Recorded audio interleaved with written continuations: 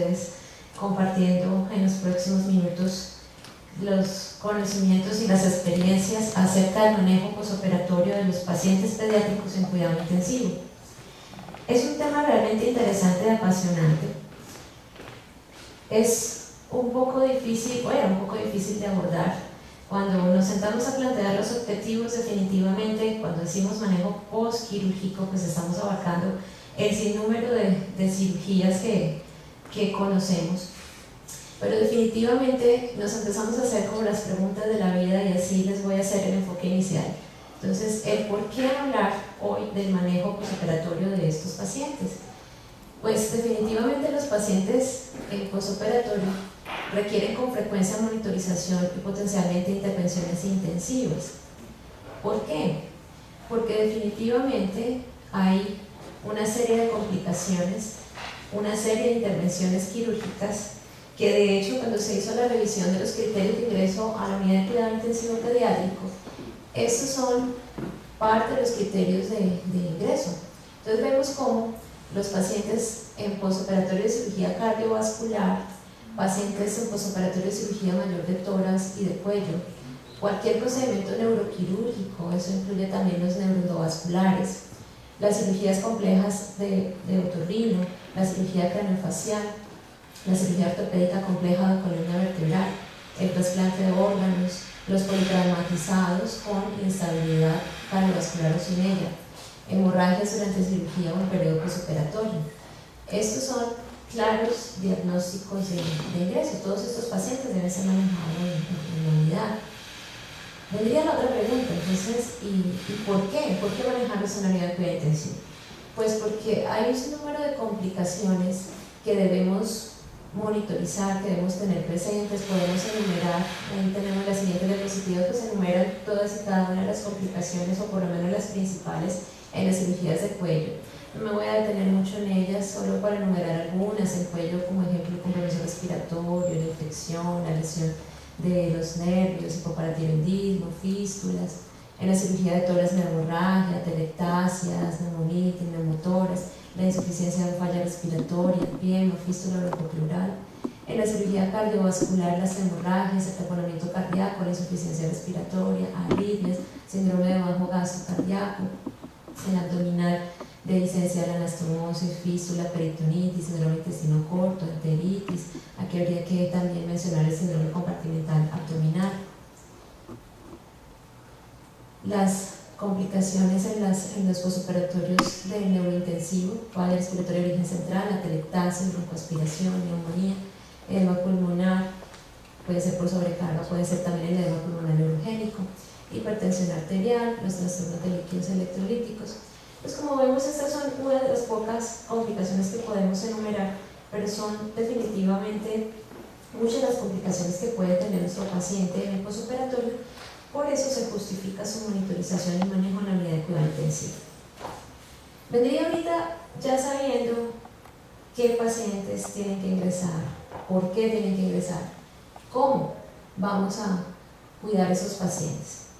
Realmente cada una de las patologías ameritaría una revisión, una sesión única para revisarlas.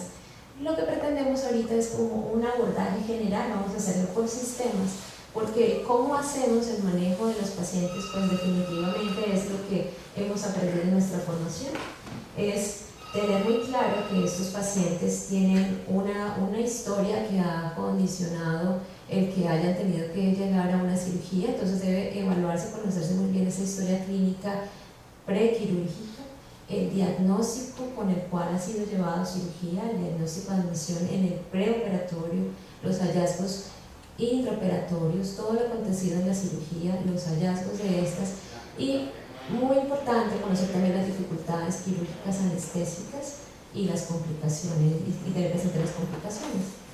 Partimos de esto para empezar nuestro manejo de cuidado intensivo. El objetivo es hacer una monitorización adecuada de cada uno de los sistemas.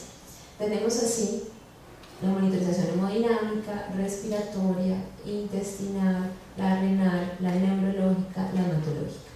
Permítanme hablar de esto como un todo, en vez de manera global, de pronto particularizaremos en algunos casos y algunas cirugías, porque en general pues todos estos pacientes deben tener unas medidas específicas: cabecera 30 grados, posición neutra. Esto es particularmente importante para los pacientes del neurointensivo, porque recordemos que el tener la cabecera elevada y la posición neutra pues va a tener un objetivo básico sobre el retorno venoso y me va a ayudar a disminuir la presión intracerebral. Saber pues los cuidados de los drenes quirúrgicos correspondientes de acuerdo a la cirugía, y muy importante no olvidarnos del manejo de las complicaciones anestésicas como las náuseas, el vómito, el manejo del dolor. No voy a detenerme mucho en esto, pero lo dejo aquí planteado para no dejarlo de lado. Generalmente lo que son estos dos ítems sumado a la nutrición, generalmente son puntos de los cuales no profundizamos mucho y a veces se nos olvidan.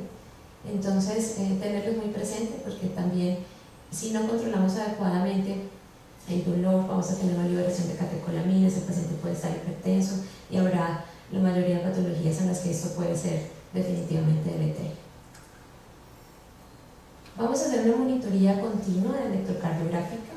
Los pacientes van a tener monitoría del ritmo, pulso y oximetría, todos los signos vitales, la frecuencia cardíaca, la frecuencia respiratoria. Y se recomienda además el uso de la capnografía. Aquí tenemos, pues dependiendo de la tecnología que manejemos, podemos tener capnografía de tiempo o capnografía volumétrica. Tenemos que monitorizar obviamente el gasto urinario. Dentro de esas medidas hemodinámicas, entonces, vamos a tener en algunos protocolos, vamos a tener el uso de la línea arterial, y habrá que definir qué medidas tenemos para la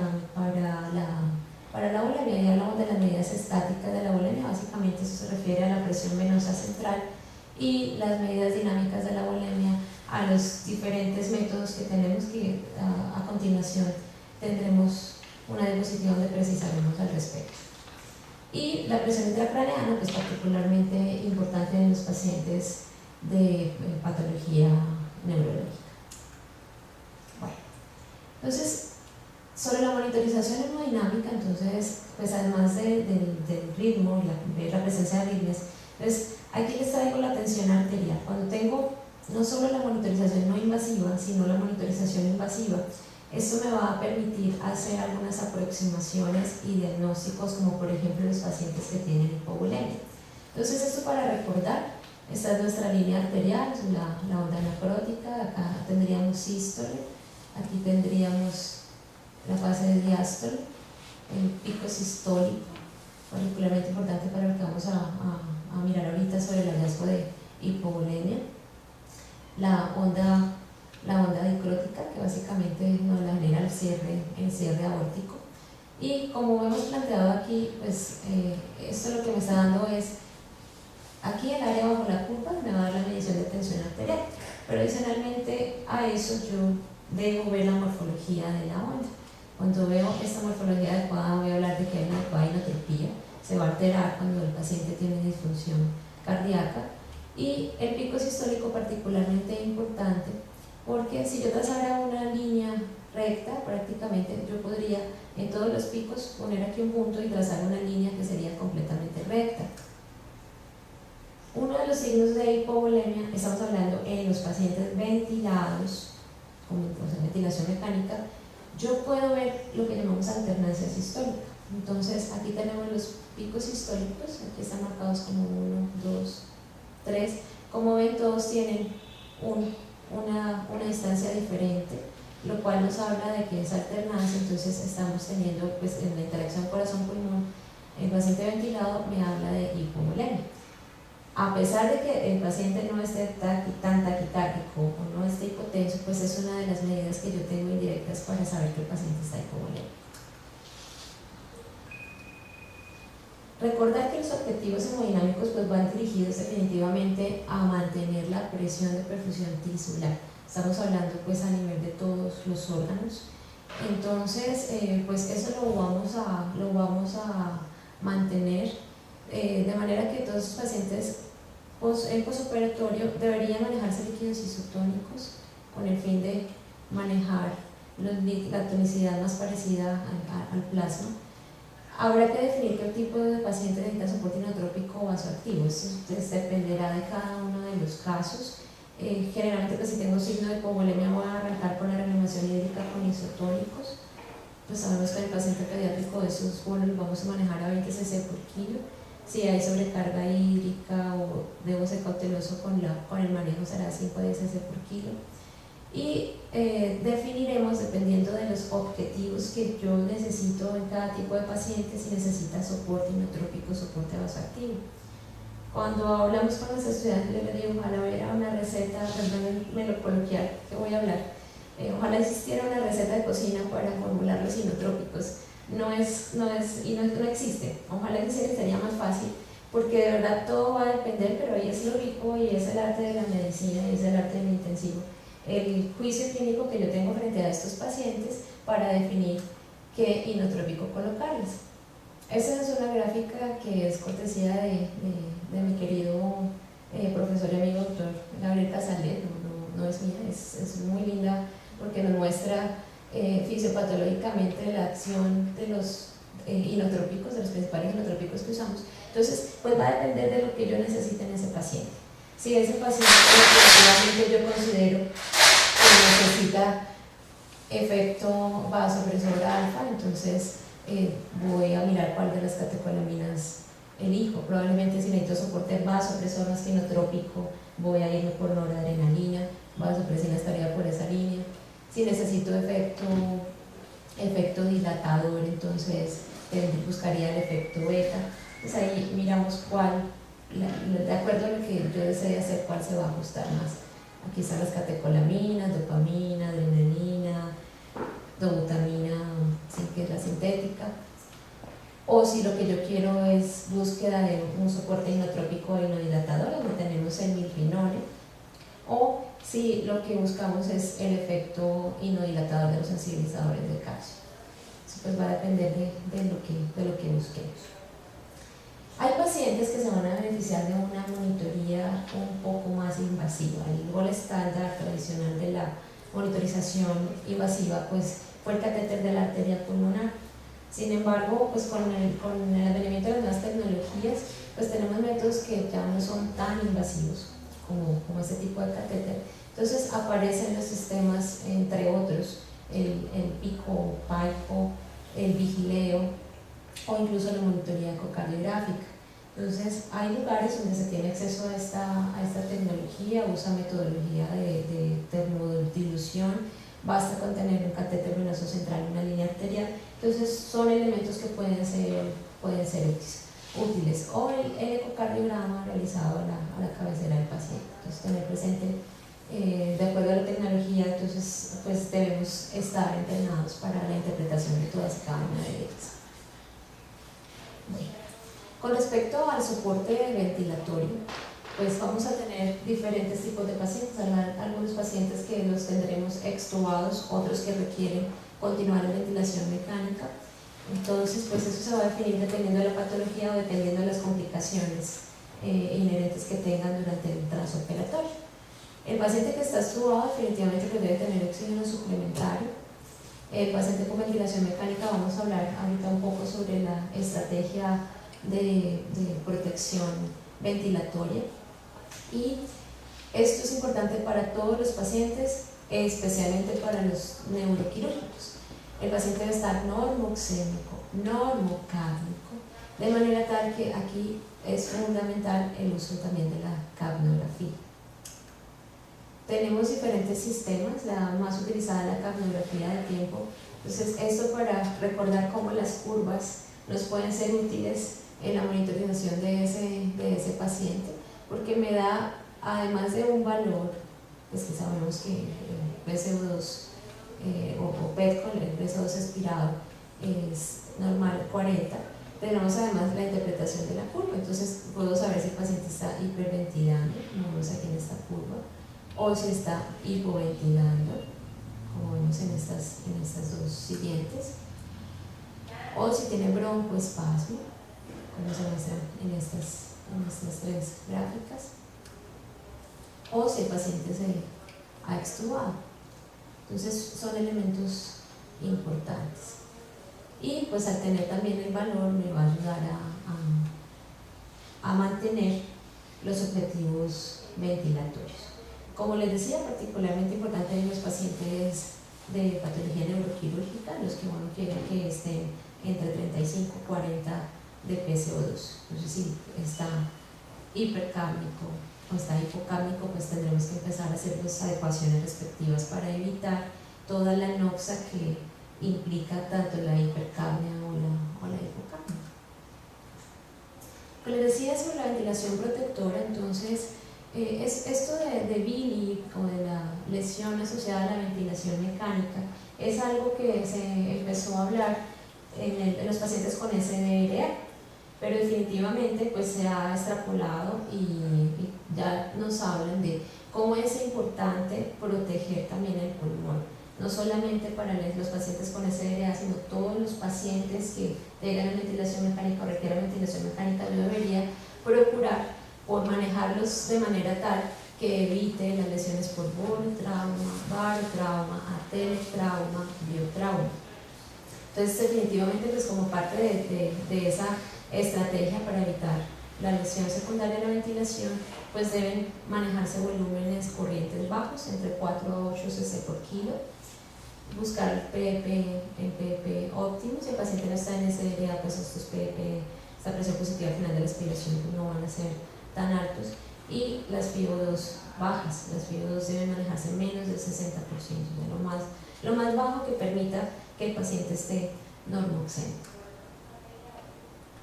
Esto lo traje para recordar porque pues, tenemos muchos pacientes que están en posoperatorio de cirugía torácica. Estos pacientes es una referencia, miren que esta es de las referencias clásicas, como dice, está un poquito viejita, pero evidentemente de las clásicas, donde el posoperatorio de cirugía torácica es una de las indicaciones para manejar los pacientes con drenes torácicos. Entonces, pues aquí es importante recordar que estos eran los sistemas que se usaban anteriormente. El equivalente ahora pues es este dispositivo. Son 3 en 1. Tenemos un sistema de control o drenaje. Aquí tenemos el sistema el sello de agua y el sistema controlador de succión. Entonces, pues es importante aquí recordar las presiones del sello, que deben estar en 2 centímetros de agua. La presión de succión, que se va a mantener entre 15 a 20, en general entre 15 a 20, pero realmente pues esto va a depender de la patología y de la monitorización que lo haga a diario y en cada momento del tubo de tórax, que debe estar conectado a la succión. Sobre la parte intestinal abdominal, yo quisiera haber extendido un poco más sobre la parte nutricional, porque definitivamente, como les decía, es la parte más olvidada. Aquí con el paciente posoperatorio, en general todos, y si hablo de la cirugía abdominal con mayor razón, porque el paciente de cirugía abdominal se va a quedar sin vía oral. Y es un paciente que ya viene desde varios días atrás sin recibir nada de vía oral. Entonces vamos sumando noxas a ese estado hipercatabólico, que si recordamos nutricionalmente estamos hablando de la fase, para recordar la fase flow, la fase air. En la fase inicial vamos a tener una fase hipercatabólica, donde vamos a tener mucha liberación de catecolaminas, mucho consumo de energía. Entonces, si yo no tengo un buen aporte y partimos de que no sabemos el estado nutricional, si es un niño que tiene un buen estado nutricional, probablemente me aguante para las cirugías abdominales una semana. De hecho, las guías ASPE de nutrición le avalan a uno de que pueda tenerlo una semanita sin vía oral, pero si no va a demorar más de ese tiempo, estoy hablando de pacientes bien nutridos, pues ya tendré que considerar probablemente alternativas de nutrición parenteral.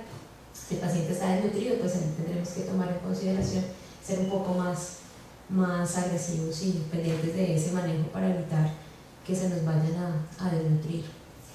Las cirugías no abdominales, pues tener también presente que estos pacientes hay que iniciar pronto la vía oral. Recordemos que la nutrición tiene un papel inmunomodulador. Vamos a tener también el papel para evitar la translocación bacteriana. Entonces, si el niño no tiene ninguna contraindicación y es otro tipo de cirugía que no es abdominal, pues puedo arrancar la nutrición enteral en fase temprana.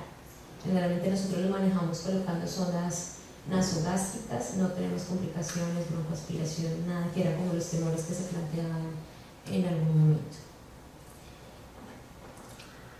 Hablamos con el doctor Gómez cuando planteábamos los objetivos de la charla del día de hoy, que miráramos lo de la presión intraabdominal. Entonces eso es algo importante e interesante, porque algunos pacientes pueden hacer síndrome compartimental abdominal secundario al aumento de la presión intraabdominal. Definitivamente está descrito que hay unos factores de riesgo quirúrgicos. También hay unos médicos, ¿sí? O sea, los pacientes que están en síndrome de disfunción multiorgánica pues son uno de ellos, pero definitivamente cuando revisábamos específicamente para lo que estamos hablando el día de hoy, miren que hay una serie de factores de riesgo en estos pacientes quirúrgicos. Entonces las hemorragias, los pacientes que van a reducción de hernia diafragmática, todo paciente que se hace cirugía abdominal, particularmente aquellos que se hace cierre de la fascia, los pacientes que van a cirugía laparoscópica, los pacientes que tienen peritonitis o abscesos intraabdominales, los pacientes politraumatizados, los pacientes quemados y los pacientes que reciban politransfusión. Entonces miren que tenemos varios de los pacientes que nos ingresan a la unidad. Estos pacientes que tienen factor de riesgo deberían tener medición de la PIE o presión intraabdominal.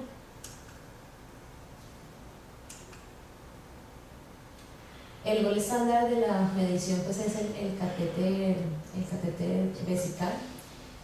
Básicamente pues vamos a hacer la medición en milímetros de centímetros de agua, perdón, y eso pues haríamos la conversión correspondiente a centímetros, perdón, medición en centímetros de agua, y vamos a hacer la conversión a los milímetros de mercurio.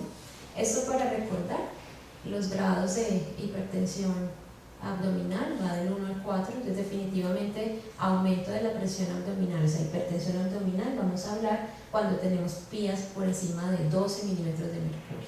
Aquí está, pues de 12 a 15 sería grado 1, de 16 a 20 grado 2, de 21 a 25 grado 3 y mayor de 25 grado 4. Esta medición pues debe hacerse pues con la técnica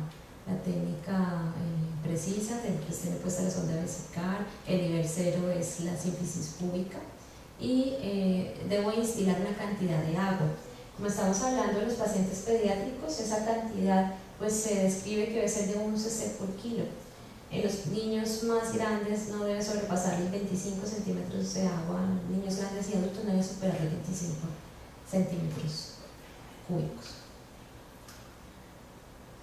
Y esto es importante porque si yo tengo una presión intraabdominal aumentada, pues esto me va a generar una disfunción multiorgánica, me afecta definitivamente todos los sistemas de restricción de la distensibilidad torácica, me va a afectar perfusión abdominal, me va a afectar perfusión renal. Entonces definitivamente pues es deleterio y debemos manejarlo. Entonces miren como los objetivos de manejo pues evacuar contenidos intraluminales, entonces hay que colocar sonda nasogástrica, dejar la sonda nasogástrica que tiene el paciente de drenaje, en algunos casos se colocan sondas rectales. Hay que ver, dependiendo si yo tengo ya síndrome compartimental abdominal, pues voy a tener que hacer la parotomía para liberar esa presión.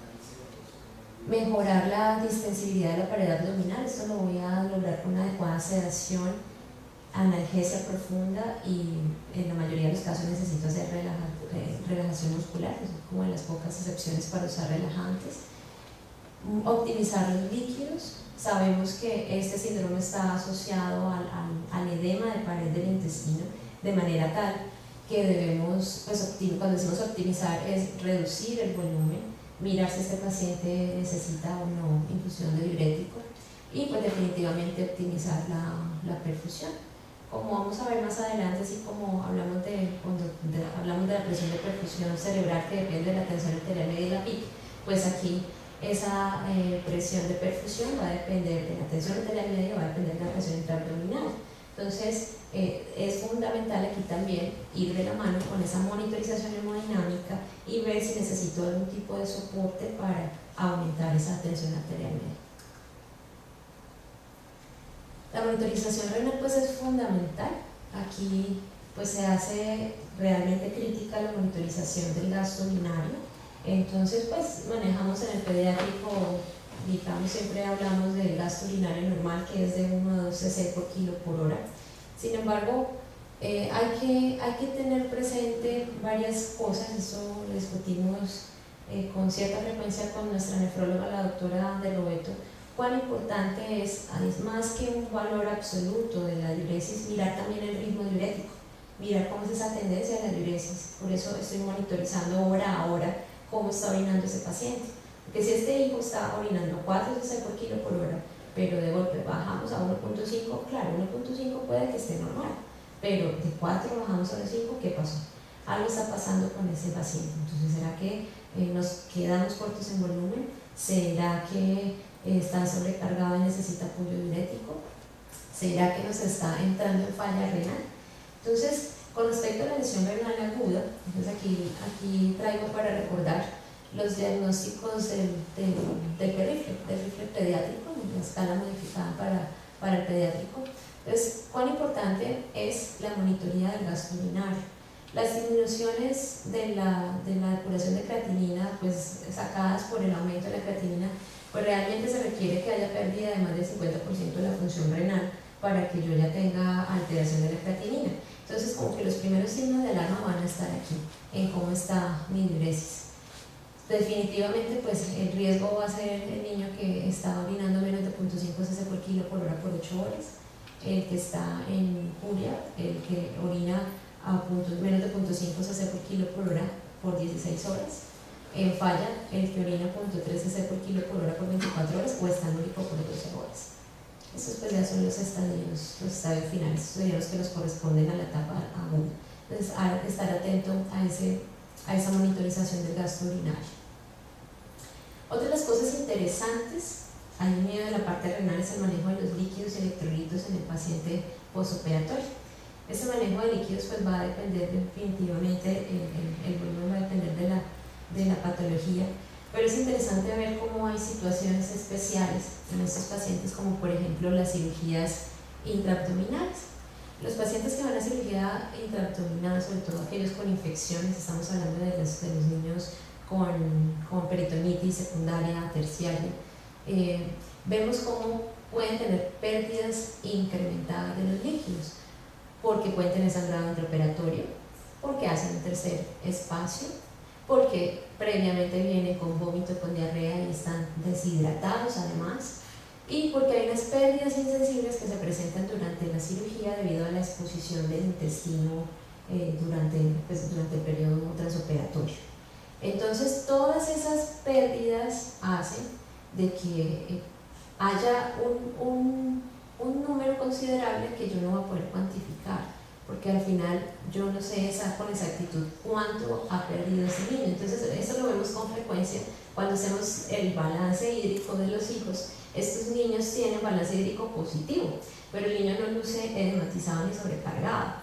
Entonces, a veces el instinto es como que balance hídrico positivo igual por eso. Mira, entonces hay que mirar las cosas desde una perspectiva un poco más integral y considerar que aunque esté positivo, si yo no veo signos de sobrecarga en ese paciente, definitivamente puede ser que yo tengo pérdidas que no estoy cuantificando. Y si además este paciente tenemos signos de hipovolemia, está requiriendo reanimación hídrica, entonces probablemente lo que tenga que hacer es ajustar el valor de los líquidos, de la infusión de los líquidos. De hecho, se describe que los pacientes para este tipo de cirugías intraabdominales moderadas que intentarían los niños con peritonitis, se les puede dejar un aporte adicional a sus basales de 3 cc por kilo por hora. Los pacientes que van a resección intestinal, de 6 a 8 cc por kilo por hora.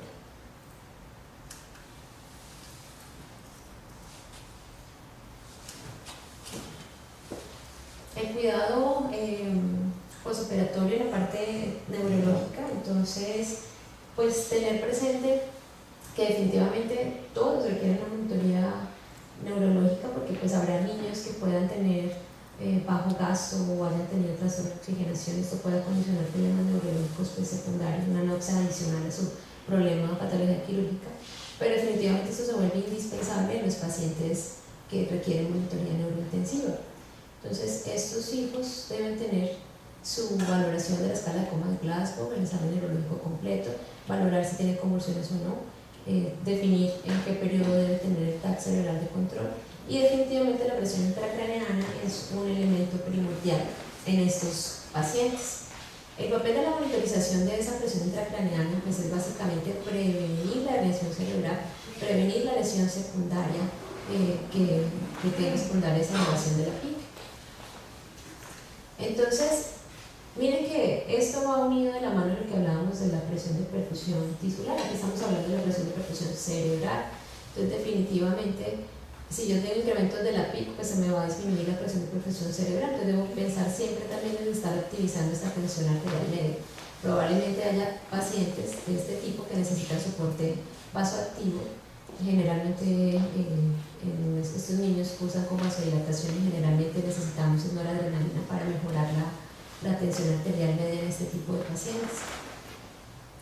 Esto para recordar que cuando yo tengo en condiciones normales de autorregulación normal, esto es la gráfica de autorregulación cerebral. Aquí tenemos presión de perfusión cerebral en milímetros de mercurio. Y aquí tenemos flujo sanguíneo cerebral. Entonces, pues definitivamente hay unos rangos en los cuales esta autorregulación se mantiene a pesar de presiones de perfusión muy bajas. Mi organismo logra tener mecanismos compensatorios a través de sea vasodilatación o sea vasoconstricción que me permiten mantener una presión de perfusión normal. Sin embargo, miren cómo esta línea lo que me representa es cuando no tengo la autorregulación. Entonces, los pacientes que están en postoperatorio podemos ubicarlos aquí. Los pacientes que tienen NOXA no van a tener esa autorregulación normal. Entonces, prácticamente se nos vuelve directamente proporcional esa relación entre el flujo sanguíneo y la presión de perfusión. Entonces, esos pacientes significa que requieren intervenciones tempranas y para eso lo tenemos monitorizados. Es muy importante que recordemos que más que valores absolutos, que generalmente hablamos de hipertensión endocraniana mayor de 20, dependiendo de los objetivos que se plantean de manejo en conjunto pues, sea neurovascular o sea los neurocirujanos, a veces se plantean como 15 el límite de tensión de PIC, pero no solamente es importante el valor, volviendo a la importancia de las curvas, también es importante que estemos monitorizando la forma.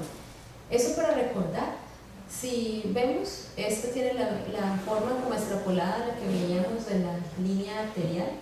Entonces, aquí tenemos el P1, que sería el correspondiente como al pico sistólico, y es igual, este P2 es el que corresponde al cierre, cuando tengo el cierre aórtico, también así mismo cerebralmente el cierre de las válvulas me va a generar esta onda.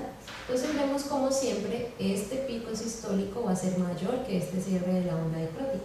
Esta es la onda P1 y P2, o sea, siempre en condición normal P1 es mayor que P2. Resulta que cuando yo tengo compromiso de la desensibilidad cerebral porque está aumentando la presión intracraneana, yo puedo tener esta P2 mayor que P1. ¿De qué nos hablan esos valores? Entonces, cuando yo tengo este P2 mayor que P1, básicamente eso es una curva de extensibilidad. Entonces, aquí tenemos volumen intracraneal y aquí tenemos la PIC.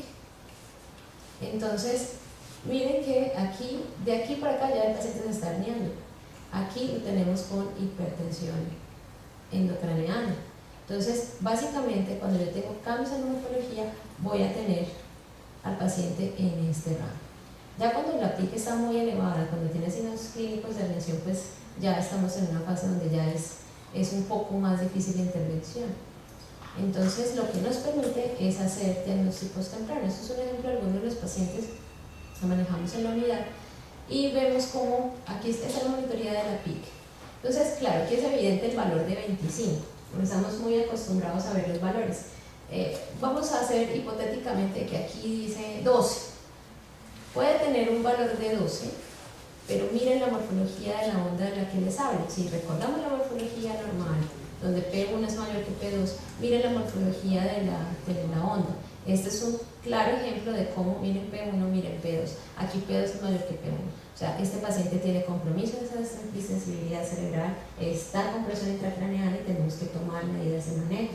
Entonces, si tiene una ventriculostomía, miremos si está abierta, o si va para los si está cerrada, la dejamos abierta, o si es de los sistemas actuales que permiten que el drenaje esté continuamente abierto, verificar que esté cuadrado en los milímetros de mercurio sobre los cuales yo quiero que empiece a drenar esa ventriculostomía, y ver si este paciente se beneficia de otras estrategias y medidas de protección cerebral, como el uso de la solución hipertónica o uso de latón, otras medidas antiedema cerebral, si es el caso correspondiente. Recordar la importancia que en estos pacientes también tiene la normotermia, la normoglicemia y el control electrolítico. El control electrolítico es importante en todos los pacientes postoperatorios, pero particularmente en la cirugía neurológica, porque sabemos que estos pacientes pueden hacer alteraciones hidroelectrolíticas de este tipo. Estos son los 3 trastornos de electrolitos que podemos tener, que son pacientes que pueden irse por el lado de la hipernatremia o el lado de la hiponatremia. Aquí tenemos los síndromes descritos para los compromisos cerebrales, trastornos del sodio.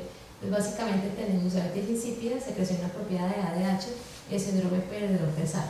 Es muy importante recordar esta clasificación porque los manejos son diferentes y el manejo apropiado pues va a depender también que mi paciente evolucione de manera adecuada. A grosso modo, porque hay estas son algunas de los ítems a valorar, hay otras ayudas adicionales para clínicas, pero definitivamente pues la diabetes insípida está hipernatrémico, aquí hablamos en el orden de más de 145, pero pues recordemos la triada de diabetes insípida central, es el paciente que tiene hipernatremia dado por sodio más de 150, el paciente tiene hipostenuria, o sea es un paciente que tiene densidad urinaria menor de 1005 y además de eso el paciente está poliúrico y tiene más de 5 cc por kilo por hora de diuresis. Entonces esto es muy importante monitorizarlo siempre en nuestros hijitos que van a cirugía neurológica y particularmente indispensable en los pacientes con resección de craneofaringiomas, porque estos pacientes sabemos que en su fase inicial, en los primeros días, evolucionan hacia la diabetes insípida central. En esos pacientes se hacen de hecho una monitorización de los electrolitos cada 4 horas. Los otros síndromes que nos quedan pues corresponden a hiponatremia, entonces cuando están hiponatrémicos lo que debo mirar es el estado de bulimia y mirar adicionalmente la diuresis. Entonces la secreción inapropiada de ADH, miren, y el síndrome perdedor de sal, ambos tienen hiponatremia. Aquí hay una diferencia en la pérdida del sodio urinario, pues definitivamente el perdedor de sal pierde muchísimos más equivalentes de sodio que la secreción inapropiada de ADH. Y lo otro es con respecto al estado de la diuresis. En el síndrome perdedor de sal, el paciente está poliúrico. En la secreción inapropiada de ADH puede estar normal, incluso puede estar oligúrico el paciente. Como vemos, el manejo pues es diferente. Si tiene diabetes insípida, pues el manejo será con vasopresina en fase inicial y posteriormente desmopresina. Si tiene una secreción inapropiada de ADH, debemos restringir líquidos. Y pues si es un síndrome perdedor de sal, este paciente probablemente tengamos que restaurarle, hay que restaurarle el volumen intravascular. Sobre el manejo anticonvulsivante, eso no quiero estresarnos con ese mundo de información.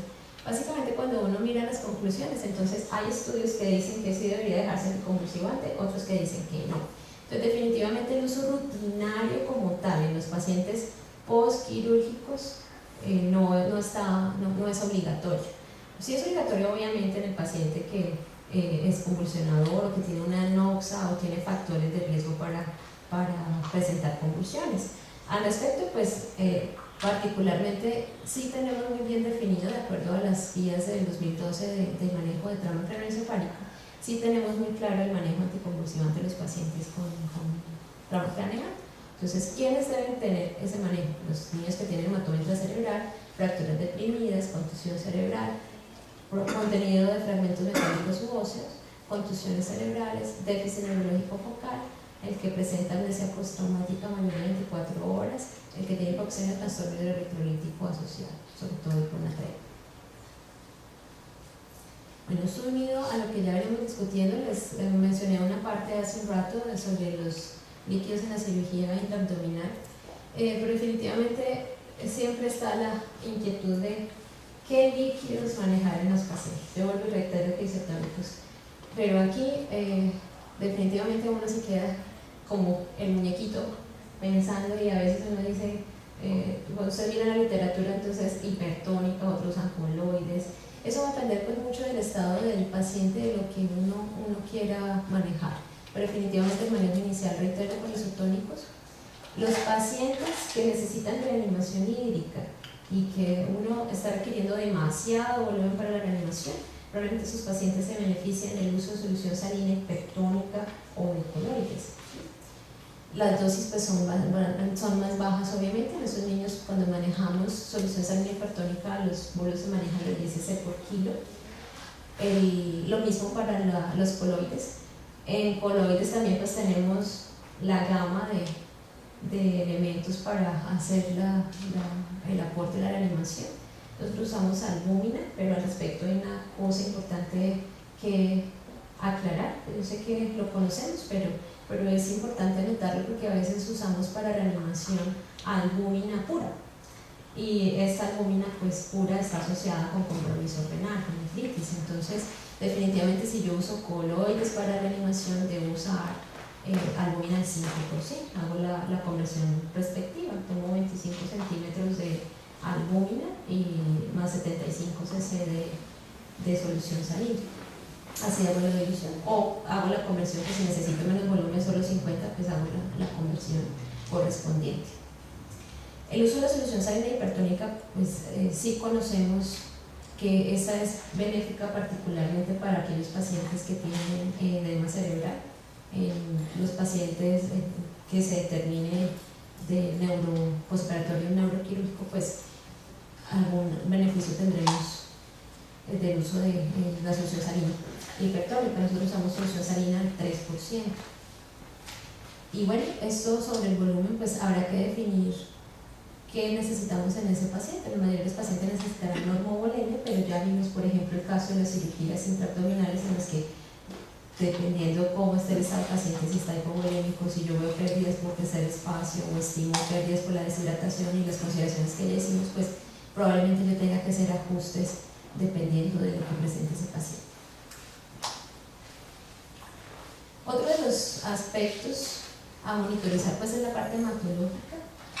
Entonces estos niños, pues al ser sometidos al estrés quirúrgico, pues ya yo voy a tener activación del factor tisular definitivamente, y como sabemos de la nueva cascada de la coagulación, pues la fase inicial por ahí arranca todo por activación del factor tisular. Entonces voy a tener esa fase de amplificación y propagación, y estos pacientes pues se predisponen a la realización de coagulopatía.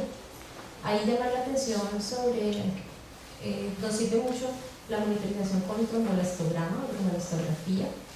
Cuando se tiene, pues es una herramienta bastante útil y rápida que me puede servir mucho para determinar qué es lo que le hace falta a este paciente y así dirigir la terapia y tratamiento. Los pacientes quirúrgicos pues definitivamente pueden tener también, adicional a este proceso fisiopatológico normal por la anoxia quirúrgica, puedo tener coagulopatía dilucional en aquellos pacientes que han recibido mucha transfusión, múltiples transfusiones de glóbulos rojos sin reposición de plaquetas ni factores de coagulación. Los pacientes con trauma, particularmente, tenemos también una activación importante de toda esa cascada de eventos de la coagulación. Si tengo un paciente con enfermedad médica preexistente que lo predispongo, pues con mayor razón. Y la hipercoagulabilidad postoperatoria, pues es un elemento importante porque estos pacientes definitivamente tienen inhibición de la fibrinolisis, disminución de niveles de la proteína C, hipercoagulabilidad, hipoperfusión isquemia, pues que van a complicar el cuadro de coagulopatía. Entonces, bueno, eso sumado, súmenle que si tiene transfusión masiva, pues yo voy adicionando a esa fisiopatología más complicaciones que al final me llevan a pensar cuál de estos pacientes necesitarían tratamiento de esa coagulopatía. Entonces, definitivamente, el niño que tiene una CID compensada, procuraríamos no transfundir. Sin embargo, pues tenemos estas opciones terapéuticas al niño que sangra, pues habrá que definir qué vamos a colocar. Hay diferentes tipos de pacientes, y, o sea, uno de los niños puede ser que tiene, coloquemos un ejemplo, fue a drenaje, a un empiema, le hicieron trabecutomía de limpieza. Ese niño o niña viene con un proceso de sepsis y el niño está coagulopático por la sepsis. No está sangrando. Entonces, va a iniciar, probablemente no consideremos transfusión de hemoderivados. Pero si empezamos a tener una CID descompensada, pues vamos a tener que definir cuándo transfundir. Es lo que vamos a mencionar a continuación. Adicionalmente, están los niños con sangrado masivo. Los niños que tienen sangrado masivo, pues está muy bien descrito como en transfundir unidades de glóbulos rojos, sobre todo cuando yo estoy superando más de 40 cc por kilo de transfusión, predispongo a esa coagulopatía dilucional. Entonces lo que se propone es que si yo tengo que transfundir más de eso, se transfunda volumen a volumen. Así como transfundo unidad de glóbulos rojos, estoy transfundiendo plaquetas, estoy transfundiendo plasma. Entonces, eso es lo que les habla de la transfusión 1 en este tipo de pacientes, en los pacientes con sangrado. Entonces, transfusión 1, glóbulos rojos y plasma en las transfusiones masivas. Las plaquetas, en los otros tipos de pacientes, como el ejemplo que les colocaba del niño con sepsis, entonces vamos a colocarlo en trombocitopenia severa.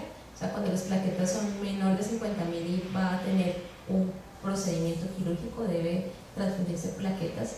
O en caso de trombocitopenias críticas, que aquí la literatura hablan algunos de menor de 10.000, otros menor de 20.000, porque estos son como los periodos críticos que me pueden facilitar el sangrado intracerebral. Entonces, en estos casos también se recomienda la transfusión de plaquetas. Tiempos de coagulación prolongados o transfusión masiva, entonces vamos a colocar plasma a 10 cc por kilo. Y los crioprecipitados, pues definitivamente se insiste en que los crioprecipitados de rutina no deben administrarse, solo aquellos niños que tienen hipofibrogenemia irían a transfusión de crioprecipitados. O sea, los que tienen fibrinógeno por debajo de 100 miligramos por decilitro, incluso algunas referencias mencionan por debajo de 50, pero digamos que el estándar que manejamos son fibrinógeno por debajo de 100 miligramos por decilitro, transfusión de crioprecipitados. Los que tienen sangrado intra o postoperatorio, pues definitivamente pues hay que identificar cuál es la fuente de ese sangrado, ver si tenemos alteraciones de la coagulación que estén condicionando ese sangrado, o en aquellas cirugías en que se está anticoagulando con heparina, entonces administrar protamina. Y tenemos que iniciar antifibrinolyticos si se sospecha fibrinolisis y siempre revalorar el sangrado. Esto está unido pues a una constante valoración y manejo pues de la vía aérea, la ventilación, la adecuada circulación. Definitivamente voy a tener que hacer transfusión de hemoderivados si esa hemorragia está amenazando la vida del paciente y no tiene respuesta al manejo convencional. La transfusión de hemoderivados, como lo acabamos de mencionar, si yo ya estoy superando ese límite máximo, estoy transfundiendo volumen a volumen, entonces transfundo glóbulos rojos, pero también debo transfundir plasma y plaquetas. Recordar que este paciente debo mantenerlo normotérmico, el objetivo es conservar el hematocrito en rango normal, y si definitivamente no tiene respuesta al manejo convencional, cabe el uso de antifibrinolíticos como el ácido tranexámico, incluso el uso del factor 7 activador recombinante. Definitivamente el ácido tranexámico es útil en el paciente con sangrado activo operatorio o postoperatorio, asimismo en los pacientes con trauma. Entonces recordar la dosis de 10 miligramos por kilo y recordar pues el mecanismo de acción. Básicamente es un análogo de la lisina, entonces al ser análogo de la lisina pues me va a impedir la activación del plaminógeno y el paso a plasmina. Definitivamente pues, se han demostrado los efectos benéficos del ácido tranexámico y la disminución que este tiene de la mortalidad. y pues el factor 7 recombinante también, pues por su papel dentro de la cascada de coagulación, pues ha cobrado o cobra más vigencia y se insiste cuando uno revisa los protocolos, pues también está dentro de estos manejos del sangrado activo masivo. Disminuye definitivamente la hemorragia, sin embargo pues todavía como terapia estándar, aunque en algunos protocolos está, pues todavía nos falta un poquito más de soporte, pero la última evidencia pues mira que también es una de las herramientas que tengo. Bueno, básicamente estos son los aspectos que quería que discutiéramos, sobre todo centrados en la monitorización de los objetivos básicos. No sé si hay alguna pregunta, alguna duda, algo que quieran anotar, agregar. Muchísimas gracias por su atención. Y tenemos los agradecimientos por tan valiosa invitación. Muy contenta de haber estado con ustedes y de que me hayan acompañado. Muchísimas gracias.